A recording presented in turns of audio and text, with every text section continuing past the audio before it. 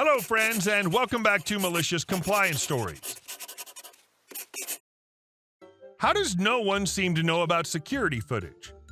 We're literally on camera all the freaking time. Probably because they stopped using their brains in 2005, so maybe they can't understand the development in tech. But before we begin, don't forget to subscribe to our channel if you're new here and turn on notifications so you don't miss a new video every single day. Here we go. Karen is jealous that I paid for chocolate with my money. This happened last year while I was buying stuff for Christmas Day. I was shopping on December 20th for my relatives and family members, and I decided to get chocolate for my friends. Cast, EM, Entitled Mother, me, Minecraft Evoker, C, the cashier, M, the manager. So I was in the store and I was able to find chocolate, but not a lot. I decided to get 3 bars for my friend since that's all I need. Suddenly, EM grabs the chocolate out of my hands. Me, hey, I was gonna buy that. EM, well, if you looked around, you'd probably find some more. Me, you could too.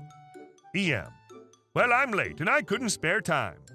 Me, well, that doesn't matter. You don't just grab the chocolate out of my hands.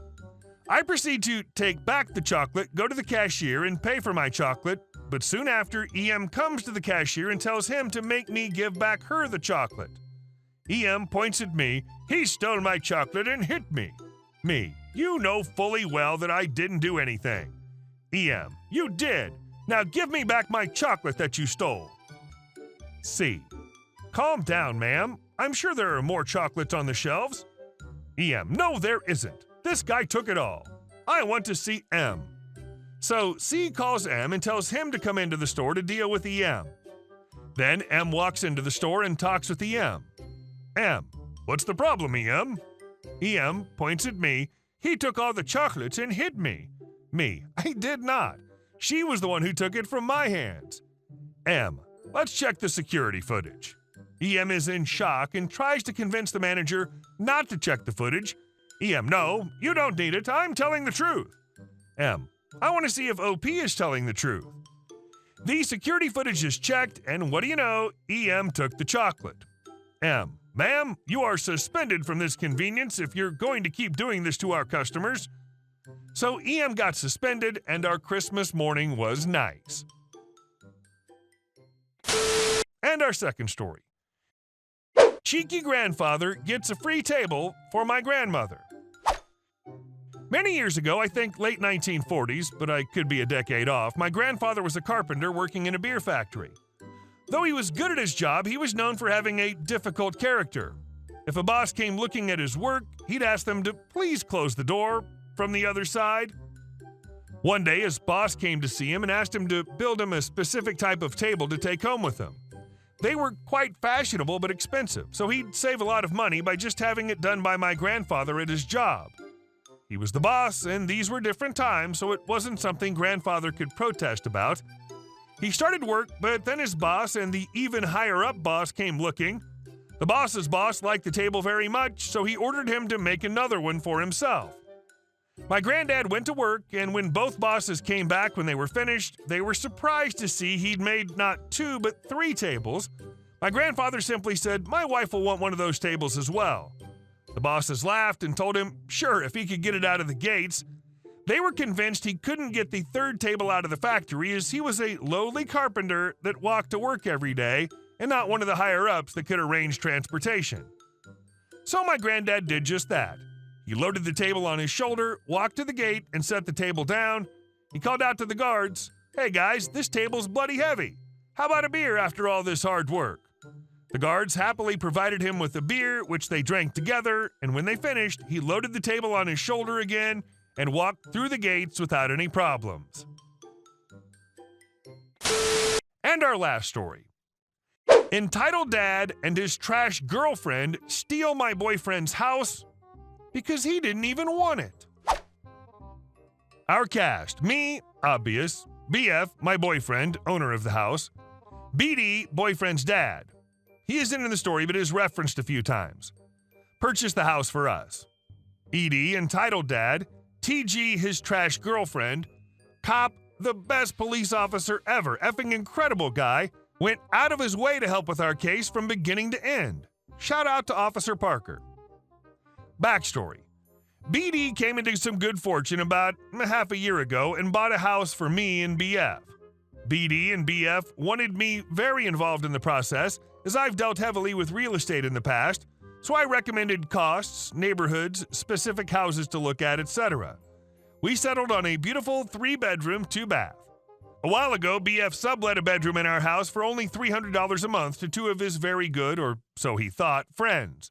A man aged 30, ED, and a woman aged 21, trash girlfriend. I hated them and heard terrible things about both of them. They were very rude and entitled, and also both have disgusting criminal records, especially the man. But whatever. I absolutely do not blame BF for trying to be a good friend. Maybe I'd misunderstood these people and I was willing to give them a chance. Also important to note that ED had 3 kids with a woman that is not trash girlfriend, but lost them due to several charges. It took maybe a week before ED and trash girlfriend started getting very entitled. Never cleaned a single thing, left huge messes everywhere, smoked 24/7 in the house, constantly letting their cat out on accident, and blamed us for setting it free on purpose. Never paid a single dime of rent in their 3 months there. Also didn't mow the lawn or clear the snow from sidewalks, even though they agreed to in the lease. ED quit his job as an excuse to not pay rent. Trash girlfriend never had a job because she's too pretty to work. About a month later, they started treating me and BF like crap. They let his cats outside and lost them on purpose, threw all our crap on the floor on the garage and into his old dirty A farm truck, which hadn't been used for months as the farm had been sold, changed the locks and locked us out of the house, etc. They were served with multiple notices and eviction and left after a lot of effort and heated debate. Once we'd noticed they left, BF had asked me to change the locks immediately and move our stuff back in while he was at work. The next day, ED and trash girlfriend came back and set up camp while we were gone, as we hadn't moved all our furniture yet and were still staying elsewhere. They had only a blow-up mattress, a couple suitcases, and some laundry in the washing machine, in an effort to make it seem like they'd never actually left. They ripped the new locks out and changed them once again and threw all our stuff back into the garage, damaging multiple high-cost items. We talked with Cop and his partner, and they agreed that once an evicted tenant leaves, they can be charged for trespassing/breaking and entering if they return, even if they still have a key. So we went to the house, and they were still there. We broke in through a window in the garage and at first calmly asked ED and trash girlfriend to leave. This was a few months ago and was very heated, so I don't remember perfectly, but this was the gist of it. BF, you were served with eviction and chose to leave. You cannot come back now. We will call the police unless you pack up and leave now.